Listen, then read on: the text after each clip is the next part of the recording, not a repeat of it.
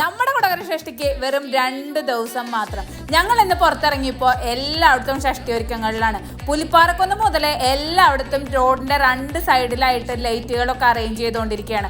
എല്ലായിടത്തും നമുക്ക് ഓരോ സെറ്റിൻ്റെതായിട്ടുള്ള കൊടിമരങ്ങളൊക്കെ കാണാൻ പറ്റും. ഇത്തവണ പാലത്തിന്റെ 2 സൈഡിലായിട്ട് വലിയ കമാനങ്ങൾ മാതിരി ലൈറ്റൊക്കെ അറേഞ്ച് ചെയ്തിട്ടുണ്ട്. രാത്രി ആകുമ്പോൾ ഇത് കാണാൻ നല്ല രസമായിരിക്കും. പിന്നെ ഞങ്ങൾ പോയത് നമ്മുടെ ഗ്രൗണ്ടിലേക്കാണ്. ഗ്രൗണ്ടിൽ എല്ലാവരും റെഡി ആയിക്കൊണ്ടിരിക്കുകയാണ്. മരണക്കിണർ, യന്ത്രൂഞ്ഞാല് എല്ലാം റെഡി ആയിക്കൊണ്ടിരിക്കുകയാണ്. പിന്നെ ഞങ്ങൾ നേരെ അമ്പലത്തിൻ്റെ അവിടേക്കാണ് പോയത്. അമ്പലത്തിൻ്റെ അവിടെ നമ്മുടെ പന്തൽ പണിയൊക്കെ പകുതി ആയിട്ടിരിക്കുകയാണ്. നാളെ ആകുമ്പോഴേക്കും ഫുള്ളാവുമെന്ന് വിചാരിക്കാം.